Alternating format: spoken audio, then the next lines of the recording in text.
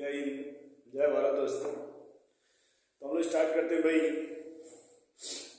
Class 12 का first chapter solid state.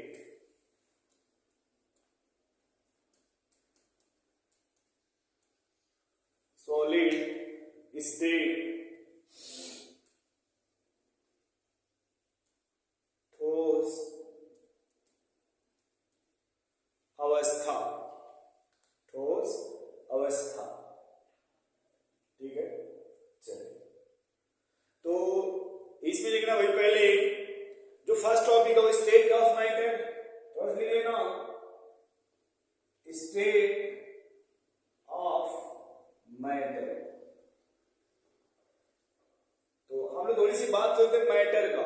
What is the matter, किसकी बात करते हैं दोस्त? मैटर। ये आप 9 में पढ़े होंगे मैटर। जैसे आपने देखते हैं गांव में मैटर होता है, शहर में मैटर होता है, देश का मैटर होता है, विदेश का मैटर होता है, वैसे ही केमिस्ट्री का मैटर। और केमिस्ट्री जो मैटर होता है ना, मैटर वो यही सीधी सी बात है भाई, मास के साथ साथ स्पेस ऑक्युपाई करते हैं। मास साथ साथ में क्या होना चाहिए, उसमें स्पेस ऑक्युपाई करेगा, उसी को क्या बोलते हैं भाई? मैटर। अभी जो मैटर है वो देखो क्या क्या हो सकता है भाई। जो हमारा मैटर है वो सॉलिड, लिक्विड और गैस, प्लाज्मा, बोस-आइंस्टीन। लेकिन हमें जो फिलहाल यहाँ पे बात कर रहे हैं वो सिर्फ 3 की नाम लेने हैं, सॉलिड, लिक्विड और गैस। तो हम देखते हैं कि इसमें क्या डिफरेंस है। सॉलिड, फिर लिक्विड और फिर गैस। हम लोग ये जानने की कोशिश करेंगे इसमें क्या डिफरेंस है। ठीक है, चलिए। तो पहले जो पॉइंट हम करते हैं भाई इसमें डिफरेंस का पहला पॉइंट लेते हैं, वो पहले ये देख लेते हैं इनका, ये सॉलिड स्टेट, लिक्विड स्टेट और गैसियस स्टेट क्या होता है। तो सबसे पहले जो हम पॉइंट लेके चलते हैं इसमें डिफरेंशिएट करने के लिए, वो हमारा पॉइंट होगा force, force of attraction, force of attraction. देखो जो सॉलिड होते हैं ना, सॉलिड उसमें वेरी हाई होता है, very high force of attraction. अब जो लिक्विड होगा उसमें लोअर होता है, लोअर देन सॉलिड। और जो गैस होता है बहुत ही वीक होता है, या उसी को नेग्लेक्जिबल बोलते हैं, नेग्लेक्जिबल। ठीक है, इतना वीक होता है उसे क्या बोलते हैं दोस्त? नेग्लेक्जिबल बोलते हैं। अब देखो वेरी हाई है क्या मतलब है, अब समझना कि जैसे ये है कॉन्स्टिट्यूएंट पार्टिकल। अब आपको कैसा कॉन्स्टिट्यूएंट पार्टिकल क्या होता है? जैसे हमारी बॉडी जो है वो बॉडी किससे मिलकर बनी होती है? सेल। तो हमारे बॉडी का जो सबसे स्मॉलेस्ट यूनिट होता है ना, smallest unit, that is cell. अगर इस बिल्डिंग को देखा जाए, इसका जो सबसे स्मॉलेस्ट यूनिट होगा वो ब्रिक्स। सेम उसी प्रकार मेरे भाई ये जो सॉलिड स्टेट है या सॉलिड है या जो स्टेट है, कोई भी स्टेट होगा, उसका जो कांस्टेंट पार्टिकल्स होता है वो मैं देखो क्या होता है, कांस्टेंट पार्टिकल इसमें आता है। ये दोनों रहने देना, लिखना मत इसको, कांस्टिट्यूएंट पार्टिकल। अभी जो कांस्टेंट पार्टिकल है वो एटम हो सकता, मॉलिक्यूल हो सकता, या फिर ये आयंस हो सकता। ये जो कांस्टिट्यूएंट पार्टिकल्स है वो एटम बन सकता, मॉलिक्यूल्स हो सकता, या फिर आयंस हो सकता। अब देखो दो कांस्टिट्यूएंट पार्टिकल के बीच का जो डिस्टेंस होता है उसे बोलते हैं inter molecular distance. Second point है इंटर मॉलिक्यूलर डिस्टेंस। इंटर का मतलब हो गया बिटवीन, मॉलिक्यूलर मतलब हो गया दो मॉलिक्यूल्स। इंटर मॉलिक्यूलर डिस्टेंस या इसी को बोलते हैं दोस्त inter nuclear distance. Inter molecular distance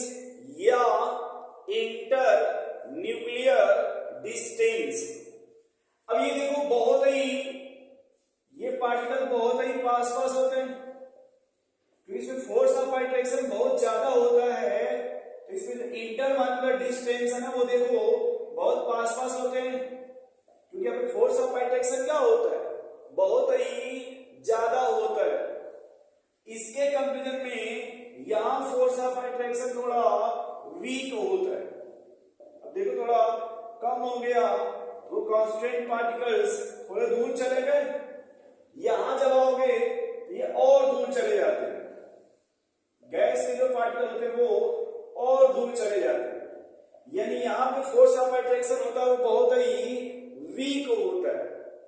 ठीक है, तो अब देखो कभी आपने देखा होगा फोर्स और डिस्टेंस में जो रिलेशन होता है वो, अब ये मत दिख रहा है कांस्टेंट पार्टिकल है ना, ये अपने आप को सिर्फ लिखा था इसलिए कि आप समझ जाओ है ना। अब देखो जो होता है ना फोर्स ऑफ अट्रैक्शन वो डिस्टेंस में इनवर्सली प्रोपोर्शनल होता है। यदि फोर्स ऑफ अट्रैक्शन मैक्सिमम होगा वहां डिस्टेंस मिनिमम होगा। अब इंटरमॉलिक्यूलर यदि डिस्टेंस देखा जाए तो यहां पे वेरी लो होगा, वेरी ये कह सकते हो sir very very low, very very low मतलब बहुत ही नजदीक होंगे। अब ये इसको वेरी कर लो, ये हाई हो जाएगा, इसमें बहुत ज्यादा डिस्टेंस है ना, इसमें सिर्फ लो कर एक तरीके से भी समझने का होगा। उसके बाद एक टर्म आता है शेप, किसकी बात आती है भाई शेप। जो सॉलिड होता है ना उसका शेप फिक्स होता है, सॉलिड का शेप फिक्स होता है, लिक्विड का फिक्स नहीं होता, नॉट फिक्स। गैस का शेप नॉट फिक्स, जिस गैस में रखोगे वैसे ही हो जाता है। लिक्विड को ग्लास में रखोगे तो ग्लास का शेप हो जाएगा, उसको अगर किसी बड़े बर्तन में रखो तो उसके शेप में आ जाएगा। ऐसे ही अगर आप फेंक दीजिए तो फैल जाता है ना, उसका शेप फिक्स नहीं होता। सेकेंड कंडीशन लेते हैं वॉल्यूम का, किसका मेरे भाई, तो सॉलिड का वॉल्यूम फिक्स होता है, लिक्विड का फिक्स होता है, गैस का वॉल्यूम नॉट फिक्स, गैस का वॉल्यूम फिक्स नहीं होता। देखो लिक्विड 1 लीटर हो तो चाहे आप ग्लास में रखो, बाल्टी में रखो, मग में रखो या कहीं भी रखोगे वो फिक्स होगा, 1 लीटर ही होगा। लेकिन जो गैस का वॉल्यूम होता है ना वो डिपेंड करता है कि किस कंटेनर में आप रख रहे हो, जिसमें रखोगे उसी का शेप वो बना लेता है ना। नेक्स्ट बात करते हैं मोशंस का, इसकी बात करते हैं रिलेटिव मोशंस का। मान थोड़ा देखिए तो इसमें रिलेटिव मोशन यानी मोशन का क्या रिलेशन होगा। देखो ये मॉलिक्यूल बहुत ही पास पास है ना, यहाँ पे पार्टिकल जो पार्टिकल है बहुत पास पास है, या मोशन बहुत नहीं होता, बहुत कम मोशन होता है, या उसी कह सकते सर यहाँ पे मोशन नहीं होगा, वाइब्रेशंस होता है, ओनली वाइब्रेशन। क्यों वाइब्रेशन, क्योंकि पार्टिकल पास पास हैं इसलिए। अब इसके कंपेरिजन में हायर होगा, थोड़ा हायर वाइब्रेशन ज्यादा होगा है ना। इसमें रैंडम मोशन होता है, रैंडम मोशन मतलब जिसका जिधर घूम गए उधर घूमने लगेगा, गैस में कोई फिक्स नहीं होता है। नोट करो भाई इतनी बात है ना, नोट करो दोस्तों। तो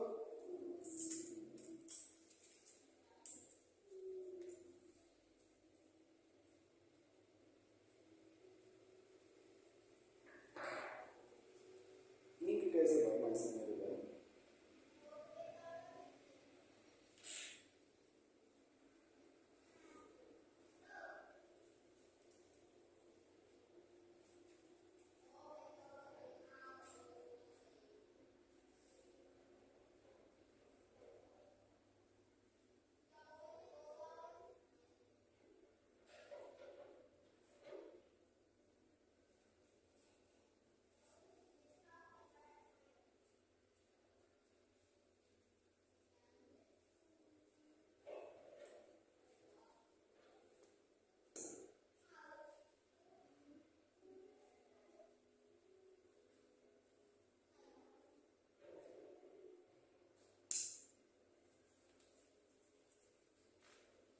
इंक है, मुझे लगा इंक नहीं है, इंक है।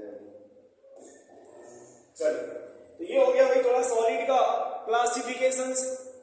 अच्छा थोड़ा देखोगे इसमें और देखा जाए क्लासिफिकेशन सॉलिड का, है ना। तो जैसे यहाँ पे देखो एक और होता है, एक टर्म होता है डिफ्यूजन। तो सबसे अधिक डिफ्यूजन गैस में होगा, उससे कम लिक्विड में होता है, सबसे कम डिफ्यूजन सॉलिड में होता है, ठीक है। एक टर्म होता है काइनेटिक एनर्जी। सबसे अधिक जो काइनेटिक एनर्जी होगी वो गैस की होती है, उससे कम लिक्विड की और उससे कम सॉलिड की, ठीक है। तो हमें अब इसमें से जो आगे स्टडी करना वो ओनली सॉलिड। अब यहां से हमने जो पढ़ा उसमें हमने क्या पढ़ा मेरे भाई अभी तक, तो वॉल्यूम से फिक्स होगा किसका, सॉलिड का। अब हम लोग चलेंगे सॉलिड में, लिखना आप टाइप ऑफ सॉलिड।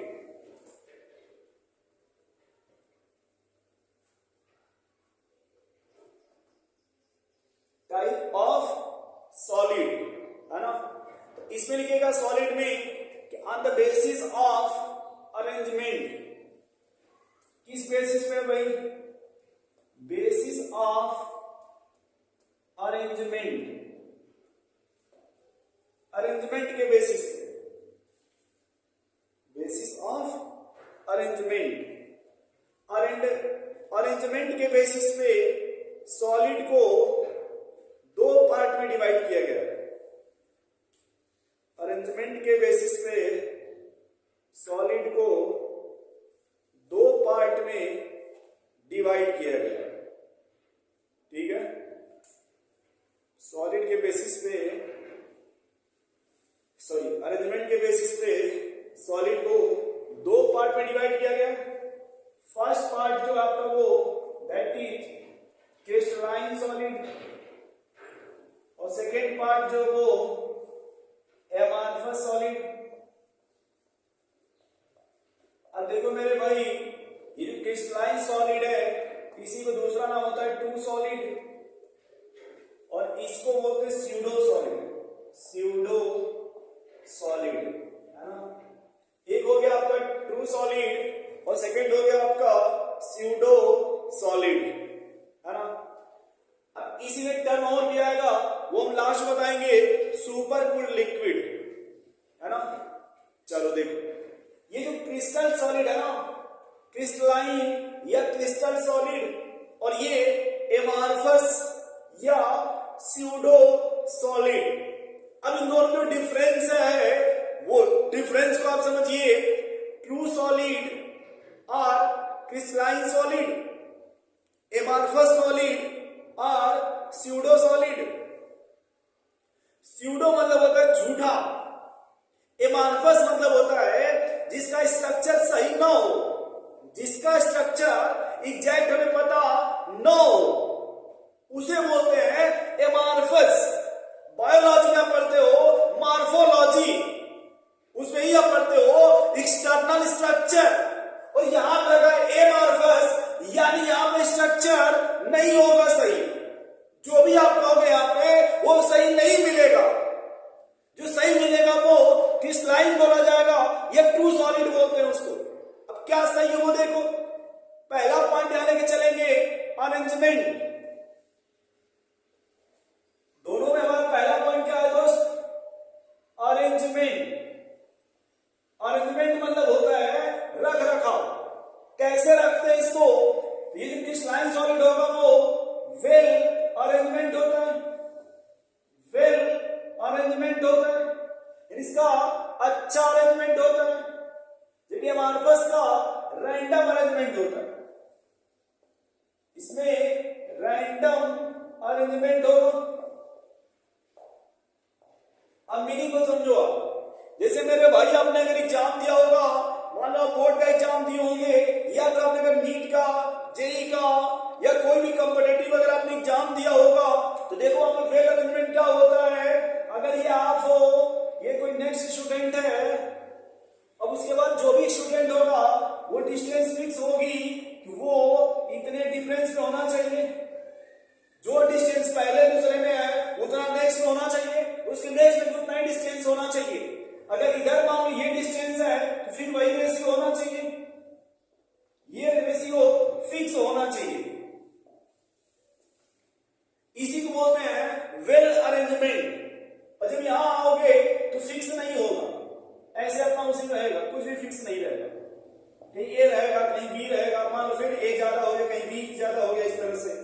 फिक्स नहीं होगा इस तरह से, समझ रहे हो, ऐसे फिक्स नहीं होगा। जबकि यहां आप देखोगे तो फिक्स होगा, जो डिस्टेंस यहां मिलेगा वही डिस्टेंस यहां मिलेगा, और वही डिस्टेंस इसके ऊपर भी है, वही डिस्टेंस बिलो भी। तो यहां डिस्टेंस फिक्स है, यहां डिस्टेंस फिक्स नहीं है। इसी को बोलते हैं सिटिंग अरेंजमेंट। एग्जाम से पहले सिटिंग अरेंजमेंट किया जाता है, यानी यहां पर डिस्टेंस आपका फिक्स होगा, यहां पर नहीं फिक्स है। जो स्कूल में टेस्ट होते हैं मंथली वीकली, जो टेस्ट होता है, वीकली टेस्ट होता है, वो इस टाइप का होता है। लेकिन जो एनुअल होता है या जो हाफ एनुअल एग्जाम होता है वो इस टाइप का होता है। एनुअल एग्जाम में आपका सिटिंग फिक्स होता है, रोल नंबर फिक्स होता है, जबकि जो वीकली टेस्ट होता है उसमें फिक्स नहीं होता। तो उसी तरह से यहाँ पे अरेंजमेंट है मेरे भाई, यहाँ पे सीक्वेंस होगा, या कोई सीक्वेंस नहीं होगा, या जो भी आएगा सीक्वेंस से आएगा, यहां कोई सीक्वेंस नहीं होगा। इसीलिए कहते हैं कि यहां पे जो होगा ये लॉन्ग टर्म ऑर्डर होता है, इसको बोलते हैं लॉन्ग टर्म ऑर्डर, और ये जाएगा शॉर्ट टर्म ऑर्डर। अब देखो इसका मीनिंग समझो, आपने बुर्ज खलीफा का नाम सुना होगा, जो हमारे यहाँ बगल में ही है इस समय प्रेजेंट टाइम में। हम ये जहां पे हैं यहां से 150 किलोमीटर पे है बुर्ज खलीफा, ठीक है। चलो, क्योंकि इस समय हम इंडिया में नहीं है, ठीक है, इस समय दुबई में हम, तो मुझे टाइम बच जाता है तो मैं पढ़ा लेता हूं आपको, मुझे टाइम मिल जाता है तो मैं भैया आपको टाइम दे देता हूं, ठीक है। मैंने बोर्ड मंगाया है और मुझे टाइम मिलता है, इसलिए मैं आपको टाइम थोड़ा दे देता हूं, क्योंकि ये मेरा फैशन है, मैं अपने पैसे को छोड़ नहीं सकता, है ना। चलो, तो यहां लॉन्ग टर्म ऑर्डर को समझो कि इसमें क्या होता है कि अगर ये जो फिक्स अरेंजमेंट है तो एक के बाद दूसरा, फिर तीसरा, फिर चौथा, फिर पांचवा, ऐसे बिल्डिंग बनाते चले जाएंगे।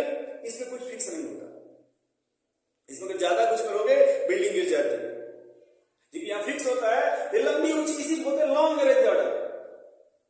अब देखो यहां पे ये जो बॉन्ड है ए और बी के बीच में बॉन्ड है ना, यहां जो बॉन्ड होगा वो बॉन्ड ए और बी के बीच में, यह फिक्स नहीं है, कहीं देखो ए बी है, कहीं देखो ए है ना। तो यहां जो बॉन्ड होगा वो फिक्स नहीं होगा, कहीं पे मतलब ए बी के बीच में हो सकता है, कहीं कहीं ए के बीच में मिल जाएगा, कहीं बी के बीच में मिल जाएगा, तो यहां फिक्स नहीं है, ठीक है। अब यहां देखो जो भी बॉन्ड होगा वो सेम टाइप का होगा। सेम का मतलब ये हुआ कि ए और बी के बीच में बॉन्ड होगा, यानी यहां जो भी बॉन्ड मिलेगा वो सेम टाइप ऑफ बॉन्ड, जबकि यहां पर डिफरेंट टाइप ऑफ बॉन्ड मिलेगा। फर्स्ट में डिफरेंट टाइप ऑफ बॉन्ड मिलेगा, बोलो भाई। अब देखो यहां पे ये जो वेल अरेंजमेंट है ना, क्रिस्टलाइन सॉलिड होता है, इसका मेल्टिंग और बॉइलिंग पॉइंट फिक्स होता है, जब यहां पे फिक्स नहीं होता तो फिक्स को यहां बोलते हैं शार्प, क्या बोलते हैं, sharp melting point and boiling point. और यहां की जब बात करो तो रेंज होगा, range of melting point and boiling point. तो यहां पे शार्प का मतलब है फिक्स, एग्जैक्ट, देखो उसमें रेंज में चल रहा है। और कुछ देखो डिफरेंस जो हम थोड़ा यहां ऊपर लिखते हैं, ठीक है। चलो, अब जब आप किसी नाइफ से कट करोगे ना, आपने पनीर देखा होगा, ये जब कट होगा ना यहां पे, ये शार्प कट एकदम एग्जैक्ट, उसको बोलते हैं शार्प एज। देखो यहां जब कट करोगे ये नॉन शार्प, ये खुरदरापन हो जाएगा इसमें, इसको बोलते हैं नॉन शार्प एज, यानी ये स्मूथ कटेगा, इसमें रफ होगा, खुदरा होगा, समझ रहे हो आप। जैसे मान लो मैंने आपको पनीर दे दिया कट करने के लिए इसमें, और कहीं प्लास्टिक दे दिया इसमें कट करने के लिए, जब प्लास्टिक को आप कट करोगे मेरे भाई तो बराबर नहीं कटती है, ठीक है। और देखो थोड़े और देखो, इसमें जो सबसे इंपॉर्टेंट इसमें होता है वो ये होता है, ये एन आइसोट्रॉपिक होता है, एन आइसोट्रॉपिक, ये आपका आइसोट्रॉफी होता है। ये बड़ा इंपॉर्टेंट है इस टॉपिक का, आइसोट्रॉपिक और एन आइसोट्रॉपिक। ये देखो थोड़ा देख ले पर भाई अच्छे से आप लोग, एक हमारा आइसोट्रॉपिक होता है और दूसरा एन आइसोट्रॉपिक। देखो तुम थोड़ी सी सी बात है, समझो, मुझे लग रहा है नोट कर लिए होंगे। लॉन्ग रेंज ऑर्डर यही टाइप का होगा, शॉर्ट रेंज ऑर्डर। अब देखो थोड़ा समझो, समझना मेरे भाई। पहले आप देखो आइसोट्रॉपी का मतलब यहां समझ लो। देखो मेरा कितना अच्छा नेचुरल साउंड होता है, आप विश्वास ही नहीं मानोगे। मुझे लगता है इंडिया में शायद ये ना मिले साउंड सुनने के लिए, है ना। चलो, तो ये देखो मेरे भाई, ये हो गया आइसो और ये हो गया ट्रॉफी। आइसो मींस होता है सेम, ट्रॉफी मींस होता है फिजिकल प्रॉपर्टी। फिजिकल प्रॉपर्टी जैसे शाइनिंग, रिफ्रैक्टिव इंडेक्स, है ना। तो अब ये लिखा सेम फिजिकल प्रॉपर्टी। जो एमार्फस सॉलिड है वो आइसोट्रॉफी होता है। एमार्फस वाला क्या होता है? आइसोट्रॉफी। इसका मतलब क्या होता है? Same physical property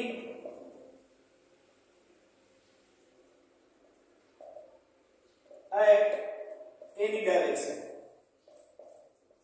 any direction, किसी भी डायरेक्शन से आप देखिएगा तो सेम फिजिकल प्रॉपर्टी मिलेगा। और यहां पे क्या होता है? अलग अलग होता है। जैसे आप मान लो कि यहां से अगर आपने देखा ऐसे तो सब एक प्रकार का मिला, आपने कहा नहीं रुको हम यहां से देखते हैं, सब बी प्रकार का मिला। उधर वाला भाई कह रहे नहीं रुको हम यहां से देखेंगे, देखो बी ए टाइप का मिला। जैसे आपने देखा होगा इस समय जो है वो लोग जो सेल्फी लेते हैं ना, सेल्फी वो इस टाइप से लेते हैं, अलग अलग डायरेक्शन से। अब पहले इस टाइप का सेल्फी होता था, जब कोई फोटो खिंचवाने जाता था ऐसे आराम से ऐसे खड़े हो जाते थे, वो सामने कैमरा वाला आते थे और एक फोटो खींच देते थे आप। लेकिन आप जब इधर आओगे ऐसे ऐसे, ठीक है, अलग अलग पोज करके। तो ये जो अलग अलग हो रहा है ना, यानी या डिफरेंट डायरेक्शंस पे डिफरेंट प्रॉपर्टी शो कर रहा है। हम हंस रहे क्यों? सनलाइट आ रही है, वो सीधे मेरे रूम के पास आ रही है ना। ये जो मेरा स्टडी रूम है इसमें भी आ रही सनलाइट, वो मुझे बड़ा अच्छा लग रहा है इस टाइम पे, है ना। चलो देखो, क्योंकि मेरा जो रूम है ना थोड़ा सा वो एयर कंडीशनर टाइप से, मतलब नेचुरल जो भी होगा हमें थोड़ा सा मतलब फील होता है। ऐसा नहीं कि सब बंद है, पैकेट है, कुछ पता ही नहीं चलेगा। ठीक है, चलो देखो। तो मेरे भाई यहाँ पे देखो कि ये जो फिजिकल प्रॉपर्टी है यहाँ पे सेम होगा, किसी भी डायरेक्शन से देखोगे तो यहाँ सेम मिलेगा, लेकिन यहाँ पे डिफरेंट फिजिकल प्रॉपर्टी मिलेगी। इधर से अगर आप देखोगे तो ए प्रकार का मिलेगा, इधर देखोगे तो बी प्रकार का मिलेगा, ऐसे देखोगे तो ए बी प्रकार का मिलेगा, चाहे बी ए प्रकार का मिलेगा। तो अलग अलग डायरेक्शन से अलग अलग प्रॉपर्टी मिल रही है ना। तो यहां कहेंगे different property, different physical property along different direction, along different directions।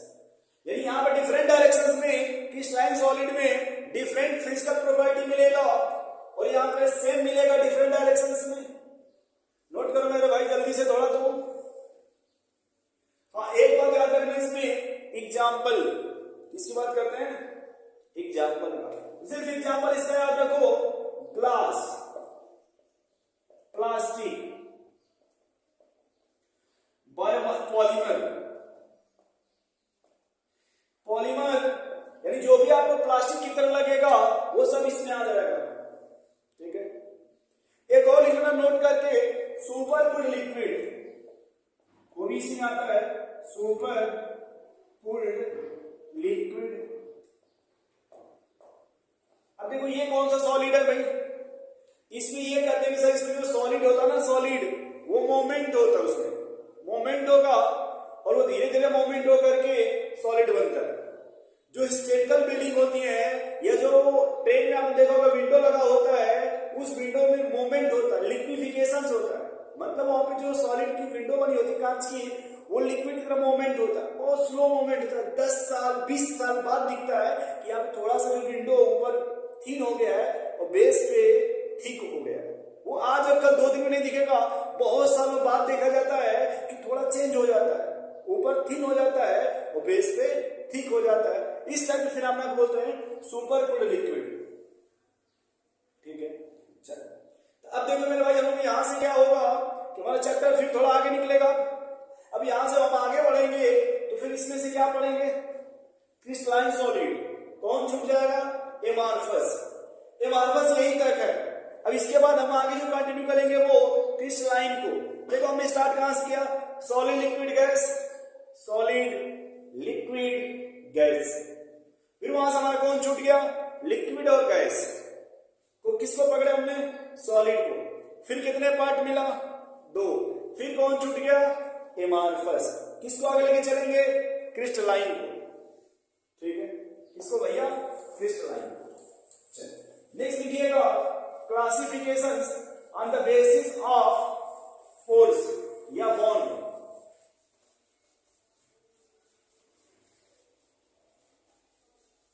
Classifications on the basis of bond.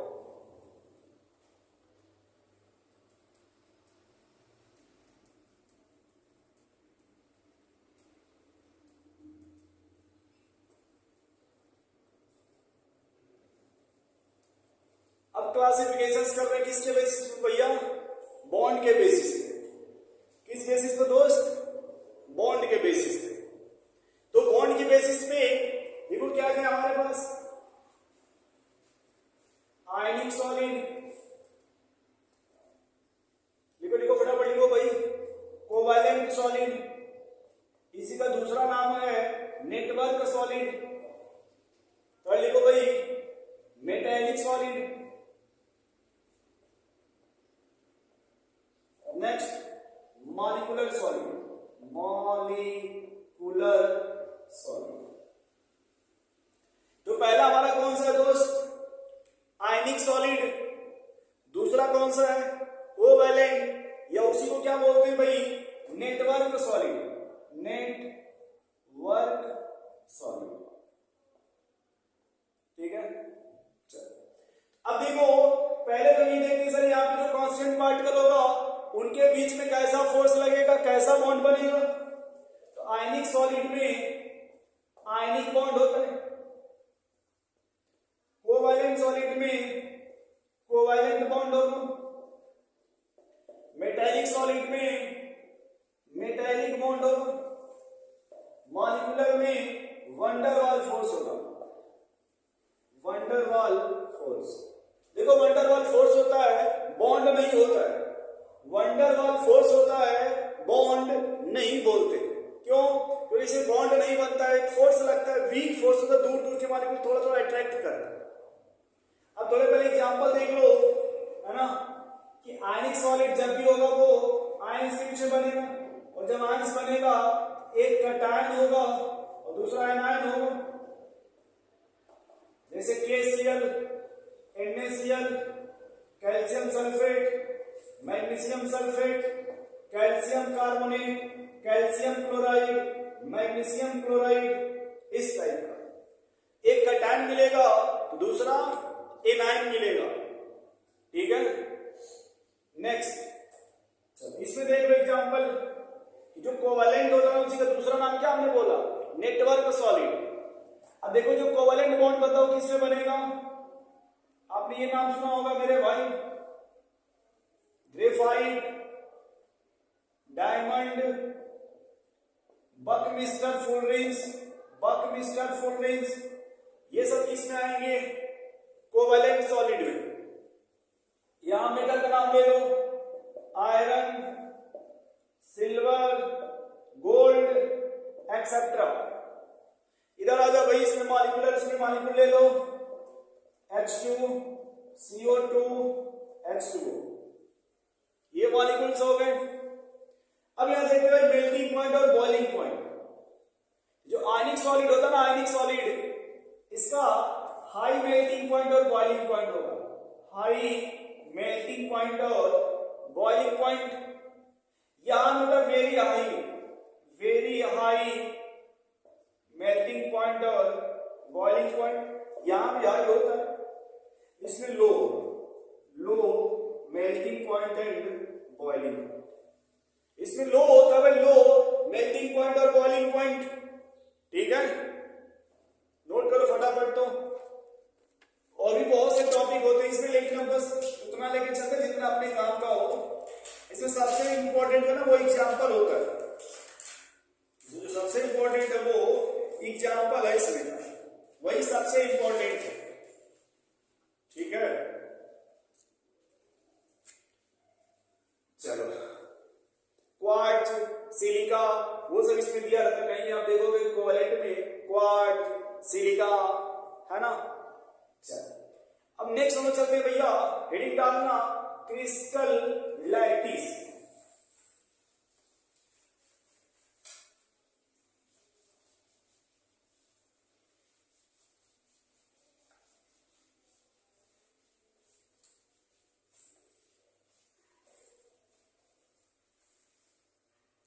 लिख लो भैया क्रिस्टल लैटिस।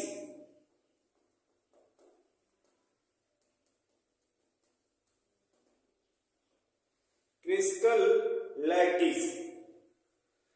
अब देखो ये क्रिस्टल लैटिस है ना, वो ऐसे समझो आप, यदि एक 10x10 का रूम हो और उसी तरह का 10x10 का बहुत सा रूम हो, 1x1 हर तरफ रूम हो, इधर जिधर हर तरफ रूम ही रूम हो, बहुत बड़ा बिल्डिंग बनाओ 10x10 का, बहुत बड़ी बिल्डिंग हो 10x10 का, है ना, उसी क्या बोलते हैं भाई, क्रिस्टल लैटिस। क्रिस्टल लैटिस लिख लेना। इट इज द, देखो it is the regular 3D arrangement of 3D arrangement of atom, molecules, ions. अब देखो ये जो है ना एटम, मॉलिक्यूल्स, आयंस, अब यहां पे लिखना ब्रैकेट में that is constituent particle, constituent particle, इसी बोलते दोस्त कॉन्स्टिट्यूएंट पार्टिकल, जो हमने लिखा था शुरू में। तो कॉन्स्टिट्यूएंट पार्टिकल क्या होता है, solid, liquid, sorry atom, molecules, ions, इन सभी को हम क्या बोलते हैं भाई, कॉन्स्टिट्यूएंट पार्टिकल। क्या बोलते हैं इसको, कॉन्स्टिट्यूएंट पार्टिकल। अब समझना कि जैसे मान लो हमने ये बॉल लिया है, बॉल, ये बॉल है हमारे पास, ठीक है। अब ये जो बॉल है 1D में है, ये बॉल किसमें है, 1D। ये बॉल किसमें है भाई, 1 डायमेंशन में, 1D में, ठीक है। अब इस बॉल को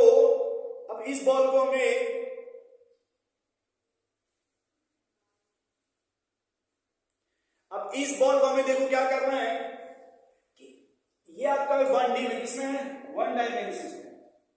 अब हम इसको चेंज करेंगे 2D में, किसमें, 2D में। 2D में क्या करेंगे मेरे भाई, ये जो बॉल है ना, ये जो बॉल आप बना रहे हो इस तरह से, थोड़ा साइज का टेंशन मत लेना। 2D का मतलब है इसको जैसे वैसे उठा करके इसके ऊपर ऐसे रख दीजिए। मान लो ये वाली ये ऐसे है और ये वाली ये लाके इसके ऊपर ऐसे रख दो, तो देखो 2 हो गए ना, इसी को 2D बोलते हैं। क्या बोलते हैं दोस्त, 2D। और एक और लगा के इसके जस्ट नीचे से लगा दो। मान लो हमने एक को लगा दिया इसे ऊपर से और एक लगा दिया इसके नीचे से, तो टोटल 3 लेयर हो गई ना। इसी को 3D बोलते हैं। इसे क्या बोलते हैं भाई, 3D बोलते हैं। ये जो पूरा अरेंजमेंट है ना, ये पूरा 3D में 3 लेयर का अरेंजमेंट है, इसी को 3D अरेंजमेंट, इसे क्या बोलते हैं भाई, 3D अरेंजमेंट या crystal lattice. 3D arrangement of constituent particles, बोलो भाई, 3D arrangement of constituent particles is called crystal lattice. Crystal lattice.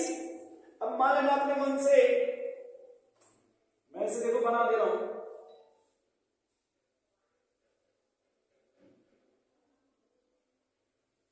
एक को मान लेने कि एबव इसके है, ये डैश वाली को मान लेना बिलो है। और देखो हर पार्टिकल के सेंटर बोलते हैं crystal lattice, sorry lattice point. जो सेंटर उसे क्या बोलेंगे, लैटिस पॉइंट। और इसमें से जो ये एक है ना, ये एक को इसको बोलते हैं unit cell. Unit cell smallest unit of crystal lattice. देखो इसको बोलेंगे यूनिट सेल कौन हो गया, smallest repeating unit cell. Smallest repeating unit of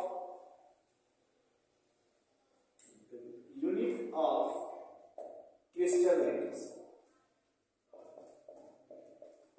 crystal lattice note करो भैया, इतना तो इतना नोट करो भाई। जैसे ऐसे समझ लेना ना आप लोग, अगर माचिस का बॉक्स देखोगे कभी, तो माचिस के बॉक्स में क्या होता है कि बहुत सी माचिस होती है, तो बहुत से माचिस है उसको बोलेंगे क्रिस्टल लैटिस। उसको क्या बोलेंगे भाई, क्रिस्टल लैटिस। और उसमें से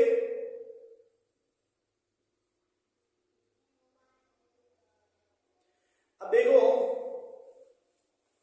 समझना, जैसे मान लो माचिस का एक पूरा बड़ा सा बॉक्स है, उसमें 10 या कितनी माचिस होती है ना, तो जो एक बॉक्स है माचिस का उसको बोलते हैं यूनिट सेल, और पूरे बॉक्स को बोलते हैं क्रिस्टल लैटिस। पूरे बॉक्स को बोलेंगे क्रिस्टल लैटिस और एक माचिस को बोलते हैं उसमें यूनिट सेल। क्या बोलते हैं भाई, यूनिट सेल। तो हेडिंग लिखना आप लोग, स्मॉलेस्ट रिपीटिंग ऑफ, हेडिंग डालो unit cell.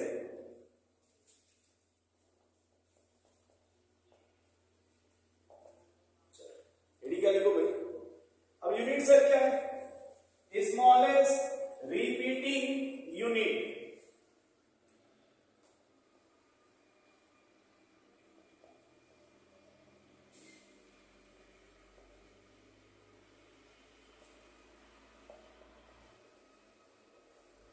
Smallest repeating unit.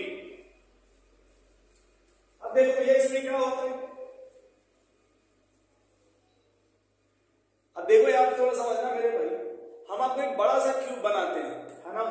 देखो बड़ा क्यूब कैसे बनाते हैं, मान लो एक आपने ऐसे लाइन ले लिया, फिर एक लाइन ऐसे ले ली, दिख रहा है उधर, ठीक, ऐसे इसको मिलाइए। देखो ये जो बना वो सिंगल क्यूब बना, अब इधर ही बना देते हैं ताकि सबको दिखे। ये जो बना वो, ये जो हमने बनाया वो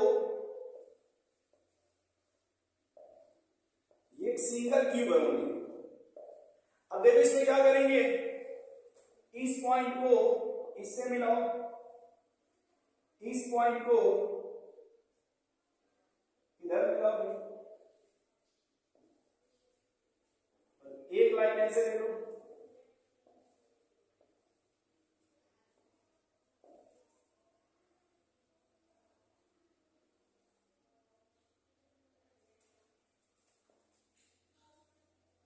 अब देखो, अब थोड़ा बहुत फील हो रहा होगा कि साहब ये तो सिर्फ सिंगल क्यूब है ना, लेकिन ये देखो मेरे भाई थोड़ा लग रहा होगा, एक क्यूब ये हो गया और एक देखो उसके सामने लगा हुआ है।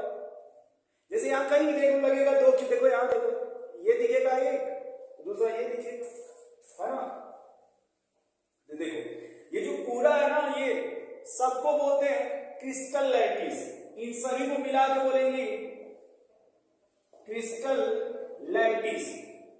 और इसमें से एक मान लो हमने जो कॉमन ले लिया, वो ये कॉमन ले रहे इस वाले, एक क्यूब हमने बाहर निकाल दिया, अब ये हो जाएगा यूनिट सेल। और ये जो यूनिट सेल बार बार रिपीट करके क्रिस्टल का फॉर्मेशन करेगा, इसलिए इसको बोलते हैं unit cell, smallest repeating unit cell. ये यूनिट सेल रिपीट करके बार बार इसका फॉर्मेशन होगा। बोलो भाई। तो ये हो गया आपका क्रिस्टल लैटिस, और एक को हमने उसमें से बाहर निकाल दिया तो उसको बोलते हैं दोस्त यूनिट सेल। और इसमें जो पॉइंट है ना, ये इसको बोलते हैं क्रिस्टल लैटिस। ये जो पॉइंट है इस पॉइंट को बोलते हैं क्रिस्टल लैटिस।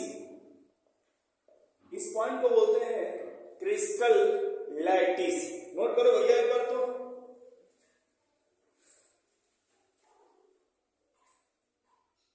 नोट करो भाई, नोट करो।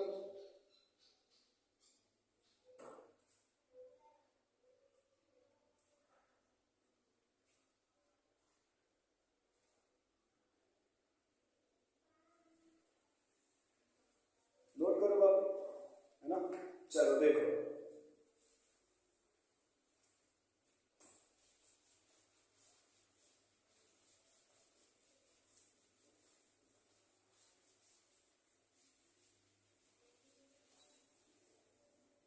अब देखो मेरे भाई, इसमें क्या होगा, हेडिंग करना पैरामीटर ऑफ यूनिट सेल।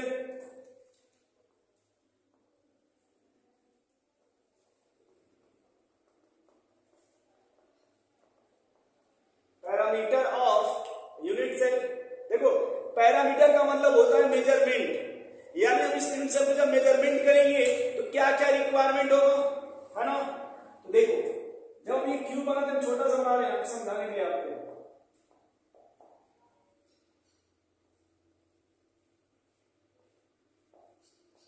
देखो तो इसमें कहते हैं कि मान लो ये एक्स एक्सिस हो गया, ये वाई एक्सिस हो गया, मान लो ये जेड एक्सिस है, मान लो अपने मन से यार ये एक्स एक्सिस हो गया, ये वाई एक्सिस हो गया, ये हो गया जेड एक्सिस। मान लो कि ये जो हमारी लाइन है ना, ये इधर वाली इसको ए नाम दे दो, ऊपर वाली का बी नाम दे दो, इसका नाम दे दो सी। अब इधर देखो जो एंगल है इसका नाम दे दो अल्फा, ये दे दो बीटा, इधर दे दो गामा। ठीक है, अब हम इसी में स्टडी करेंगे, थोड़ा समझेंगे यहाँ पे कि यहाँ पे देखो यदि ए बराबर बी बराबर सी, ये जो एंगल है अल्फा बराबर बीटा बराबर गामा इक्वल टू 90 डिग्री, तो इसको बोलते हैं क्यूब। सर अगर ए बराबर बी बराबर सी है और अल्फा बीटा गामा की वैल्यू 90 डिग्री है, तो हम इसको क्या बोलते हैं भाई, क्यूब बोलते हैं। क्या बोलते हैं, क्यूब। तो हमें जो पढ़ना है वो क्यूब के बारे में ही पढ़ना है ना।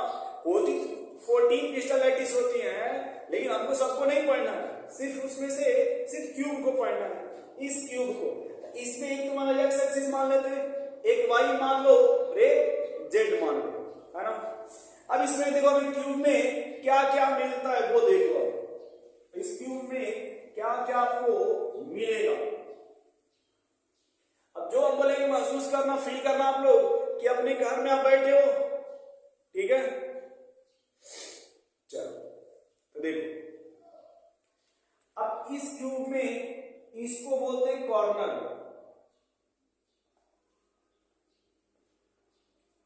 इसको बोलेंगे फेस, ये लाइन को बोलते हैं एज, बीच में जो होगा उसको बोलते हैं बॉडी, बीच में जो body centre, face centre, face ही मान लो, पहले बात में समझते हैं कि बॉडी क्या है। कॉर्नर किसे कहते हैं, जैसे दो एज, एक एज ये और एक मान लो इसे दो पॉइंट जहां मिलते हैं, इसी के बीच के पॉइंट को कॉर्नर बोलते हैं। देखो ये एक मान लो एक्स एक्सिस, ये मान लो भाई जहां मिलेगी इसी को कॉर्नर बोलते हैं। एक रूम में जो देखो इधर एक कॉर्नर दिखेगा, एक देखो इस साइड कॉर्नर होगा, ऐसे देखो उधर कॉर्नर होगा, ऐसे देखो उधर कॉर्नर मिलेगा, एक ये नीचे का कॉर्नर होगा, एक इस साइड का कॉर्नर होगा, एक यहाँ का कॉर्नर होगा और एक वहां का कॉर्नर होगा। और ये जो दीवार है ना, ये जो दीवार बनी है, ये जो दीवार है इसको फेस बोलते हैं। ये जो व्हाइट बोर्ड लगा है ये फेस हो गया। तो एक व्हाइट हमारे सामने लगा है, एक मान लो इसके सामने हो गया, एक इधर हो गया, एक ऐसे देखेंगे, एक ऊपर हो गया, एक नीचे हो गया। तो फेस की बात करोगे तो फेस कितने मिलेंगे, 6। कॉर्नर की बात की कितने मिलेंगे? 8।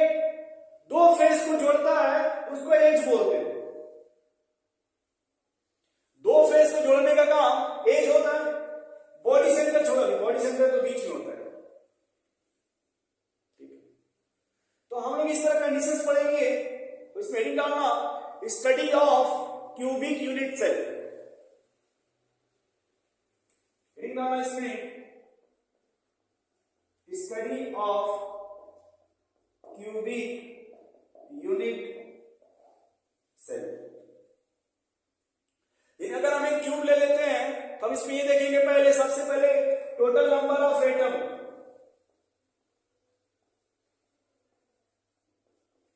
अब देखो मेरे को, ये टोटल नंबर ऑफ एटम का मतलब ये होता है कि जो कॉन्स्टिट्यूएंट पार्टिकल्स है वो कहां कहां मिलेगा, कितने पॉइंट पे मिलता है, उसको बोलेंगे टोटल नंबर ऑफ एटम। तो हमारे पास इसमें कितने हो जाएंगे?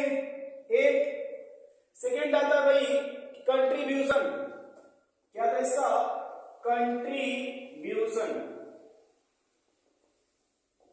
कितना होता है भाई? 1/8। उसके बाद आएगा टोटल नंबर ऑफ फेस। चलो जब टोटल नंबर ऑफ कॉर्नर कर लोगे, टोटल नंबर ऑफ कॉर्नर कर लोगे। नेक्स्ट आता है इसमें total number of face. Face कितना है? 6। फेस का contribution, contribution of face 1/2। Next total number of edge 12। इसका contribution 1/4। Total number of body centre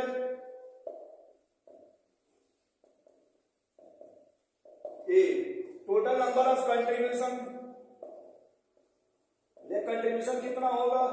2/1। ठीक है, अब समझ में हम थोड़ी बात कर सकते हैं। जब हम बात करेंगे इस तरह का होता है। अगर बात करें total number of face diagonal, face diagonal हो जाएगा 12, क्योंकि एक फेस पे 2 डायगोनल होता है, तो 6 फेस पे 12। Total number of body diagonal, body diagonal 2 corner मिला के एक डायगोनल होगा, इसमें डायगोनल हो जाएगा 4। अब सब समझाते हैं भाई, ठीक है? नोट करो इतना पहले।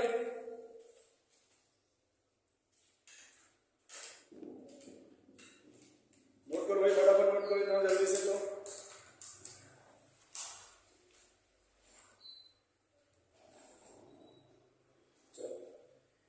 अब हेडिंग डालो इसमें टाइप ऑफ यूनिट सेल।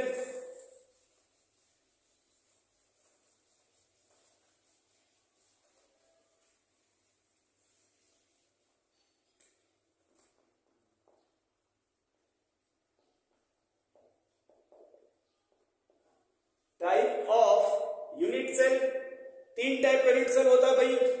एक बोलते हैं सिंपल क्यूबिक यूनिट सेल, दूसरा body center cubic unit cell, तीसरा फेस सेंटर, फेस देखो, तीसरा face center cubic unit cell. Simple में इसको क्या बोलते हैं? SCC, BCC, FCC. ये सबका सिंपल फॉर्म होता है। SCC, BCC, FCC. जो एफसीसी है उसी कभी कभी सीसीपी भी बोलते हैं। जो एफसीसी है उसी को कभी कभी सीसीपी भी बोला जाएगा, है ना? चलो अब इसमें सेटिंग डाल लो एससीसी। एससीसी। अब एससीसी में देखो क्या होता है भाई, देखो यहां पे वही फिर क्यूब बनाएंगे। देखो इसमें जितना बार क्यूब बनाओगे ना उतना ये अच्छा होगा। देखो ये हो गया एससीसी के लिए। अब एससीसी में क्या होता है, ये देखो एज इसको बोलते हैं, एज, और एज को रिप्रेजेंट करते हैं ए से, ठीक है, ये किससे रिप्रेजेंट करते हैं, ए से। और ये जो कॉर्नर है ना सेंटर एकदम, इसको बोलते हैं लैटिस पॉइंट, लैटिस पॉइंट। अब समझना, यहाँ पे जो एटम होता ना इसमें, वो ऐसे होता है, एक एज पे दो एटम, तो ये होगा आर, ये होता है आर। यहां सिर्फ एटम जो भी मिलेगा वो सिर्फ कॉर्नर पे मिलता है, जो भी मिलेगा वो सिर्फ कॉर्नर पे एटम मिलता है, ठीक है, ऐसे मिलेगा, है ना।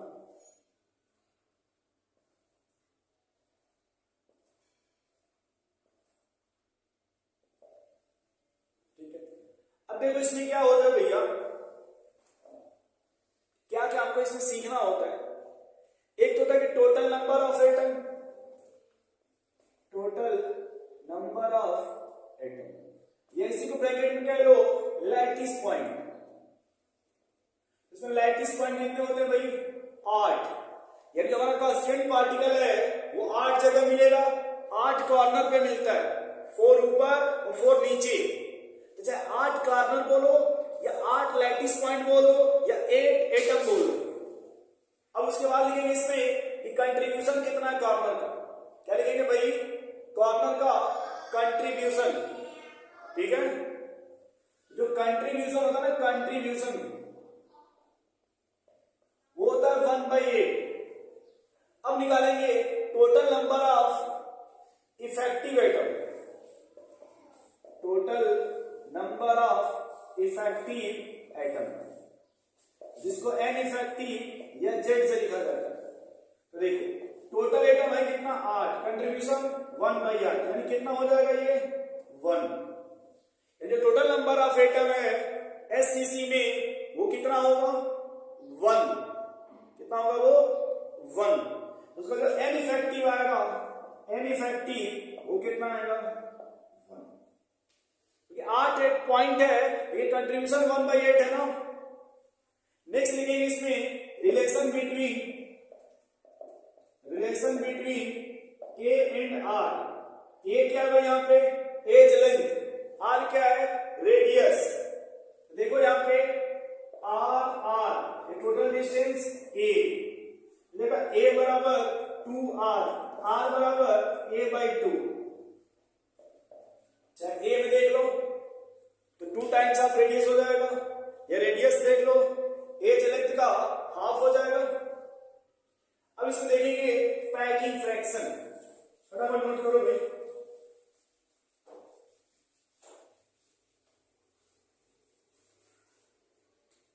पैकिंग फ्रैक्शन यानी इसमें कितना स्पेस भरा हुआ है और कितना वैकेंट है, खाली है, उसको बोलते हैं पैकिंग फ्रैक्शन, ठीक है। तो लिखो the fraction of volume, the fraction of volume, the fraction of volume occupied in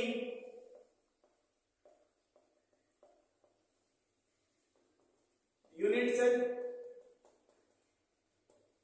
occupied in unit cell, मतलब हो गया पैकिंग फ्रैक्शन बराबर क्या होता है भाई, कि एटम टोटल वॉल्यूम कितना था एटम का और क्यूब का वॉल्यूम कितना है, ठीक है।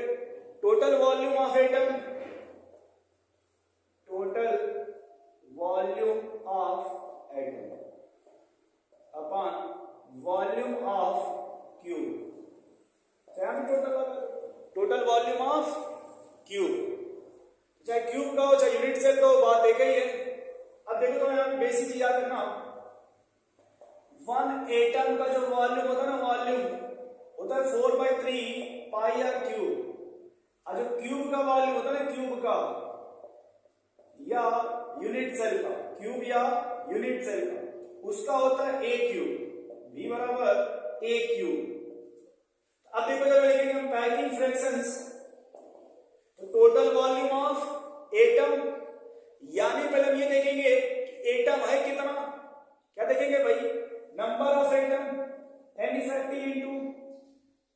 Volume of atom, volume of atom upon volume of unit cell.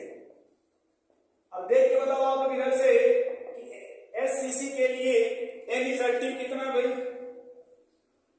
An effective कितना है? 1 इंटू वॉल्यूम ऑफ एटम कितना है? 4/3 पाई आर क्यूब, और वॉल्यूम ऑफ यूनिट सेल कितना है? A cube. यानी कितना हो जाएगा ये? 4 pi R cube upon 3 A cube. अब ए और देखो ऊपर आर है ना और नीचे ए है ना, तो हमको इन दोनों में चेंज करना होगा। या तो आर को करो ए के टर्म में, या फिर आप ए को करो आर के टर्म में। देखो यहां से क्या रिलेशन है कि ए बराबर 2r, तो हम लिख सकते हैं, दिख रहा है क्या? पैकिंग फ्रैक्शन बराबर पहले ये 4 pi R cube upon 3 into, अब ए बराबर क्या है? 2r का होल क्यूब। देखो 4 pi R cube upon 3 into 2 8 R cube. देखो आर क्यूब से आर क्यूब कट जाएगा, 4 से कट के 2 आ जाएगा, ये हो जाएगा पाई/6, पाई/6। अब देखो ये पाई/6 आ गया ना, तो जो पैकिंग फ्रैक्शन है, पैकिंग फ्रैक्शन है, पाई की वैल्यू थी 3.14 अपॉन 6, ये देगा 0.52। अब ये होता है पैकिंग इफिशियंसी, होता है पैकिंग फ्रैक्शन इनटू 100, यानी 0.52 इंटू जब 100 कर दोगे तो पैकिंग इफिशियंसी आ जाएगा 52%। यानी जो सिंपल क्यूबिक में 52% जो होता है वो स्पेस भरा होता है। और क्या कैसे बताओ? वाइड्स कितना है? खाली स्थान, वाइड्स VOIDS, ये होता है कि 100 माइनस पैकिंग फ्रैक्शन, तो यानी देंगे 100 माइनस 52, यानी वाइड कितना आ जाएगा? 48%। नोट करो भाई फटाफट, तो फटाफट नोट करो भाई। चलिए आज इतना ही रहने देते हैं। अब आगाज हो गया हमारा सॉलिड स्टेट का पहला चैप्टर, पहला लेक्चर स्टार्ट कर दिया हम लोगों ने क्या पढ़ा मेरे भाई? तो पहला हम लोगों ने यही पढ़ा कि सॉलिड लिक्विड गैस क्या होता है, इंटरमॉलिक्यूलर फोर्स क्या होता है, इंटरमॉलिक्यूलर डिस्टेंस क्या है, उसमें मेल्टिंग पॉइंट, बॉइलिंग पॉइंट क्या होता है। सेकंड हमने देखा type of solid on the basis of arrangement, दो प्रकार के मिले थे, क्रिस्टलाइन सॉलिड और एमार्फस सॉलिड। क्रिस्टलाइन में आपने देखा अक्सर वेल अरेंजमेंट होता है, एमार्फस में नॉट वेल अरेंजमेंट। क्रिस्टलाइन में fix melting point, boiling point होता है हार्ड, और एमार्फस फिक्स नहीं होता। क्रिस्टलाइन में शार्प, उसमें शार्प नहीं होता, इसमें एग्जैक्ट कटता है, उसमें एग्जैक्ट नहीं कटता। ये स्मूथ होता है क्रिस्टलाइन, वो रफ होता है। फिर आपने देखा type of solid, ionic solid, covalent solid, metallic solid, molecular solid. Ionic होगा तो आयनिक बॉन्ड, कोवैलेंट है तो कोवैलेंट बॉन्ड, मेटालिक में metallic bond, one two one में one two one bond. Example देखा आपने आयनिक में, सर आयंस हो गया यानी साल्ट होगा, जैसे KCl, magnesium chloride, NaCl। Covalent होगा तो diamond, graphite, buckminster, full rings. Metallic में iron, copper, silver, gold. One two one में hydrogen gas, oxygen gas, nitrogen gas, carbon dioxide gas, water, ये सब हो जाएंगे। फिर आपने देखा कि क्रिस्टल लैटिस क्या होता है, तो बहुत से यूनिट सेल का समूह होता है 3D में, बहुत से यूनिट सेल का समूह होता है 3D में, उसको क्रिस्टल लैटिस बोलते हैं। उसमें से एक को बाहर निकालते हैं, यूनिट सेल बोलते हैं। अब वो यूनिट सेल का कंट्रीब्यूशन देखते हैं, पैरामीटर के अल्फा बीटा गामा ABC सब अगर इक्वल है, ABC बराबर इक्वल है, अल्फा बीटा गामा 90 डिग्री है, उसको क्यूब बोल देते हैं। अब देखिए उस क्यूब में क्या क्या मिलेगा, तो कॉर्नर होता है, फेस होता है, एज होता है, बॉडी सेंटर होता है। कॉर्नर का कंट्रीब्यूशन क्या, फेस का कंट्रीब्यूशन क्या, एज का कंट्रीब्यूशन क्या, बॉडी सेंटर का कंट्रीब्यूशन क्या होगा। उसका देखा कि टाइप ऑफ यूनिट सेल 3 प्रकार की, SCC, BCC, FCC। SCC में देखा कॉर्नर कहां होगा, एटम कहां होगा भाई, कॉर्नर पे। जब एटम कॉर्नर प्रेजेंट होगा, सिर्फ केवल कॉर्नर होगा, उसको SCC बोलते हैं। कॉर्नर का कंट्रीब्यूशन 1/8, कितने कार्बन कॉर्नर, 8 इंटू 1/8 1 आ जाएगा। इसी बोलते हैं packing, sorry efficiency, number of atom efficiency 1 आ गया। फिर आपने देख लिया उसका पैकिंग फ्रैक्शन क्या of atom upon volume of cube, तो एटम का number of atom into volume of atom upon volume of cube, 1 into atom का volume 4/3 pi R cube upon A cube, A और आर में रिश्ता क्या था, ए बराबर 2r, तो 4/3 पाई आर क्यूब और 2 2 2 8 आर क्यूब, आर के साथ कट गया, 4 से 8 कट गया, 2 आ गया, पाई/6, पाई की वैल्यू 3.14, 3.14/6, जब डिवाइड कर 0.52, ये पैकिंग फ्रैक्शन आ गया 0.52, जब इफिशिएंसी निकाल 100 से मल्टीप्लाई कर देंगे वो आ जाएगा 52%।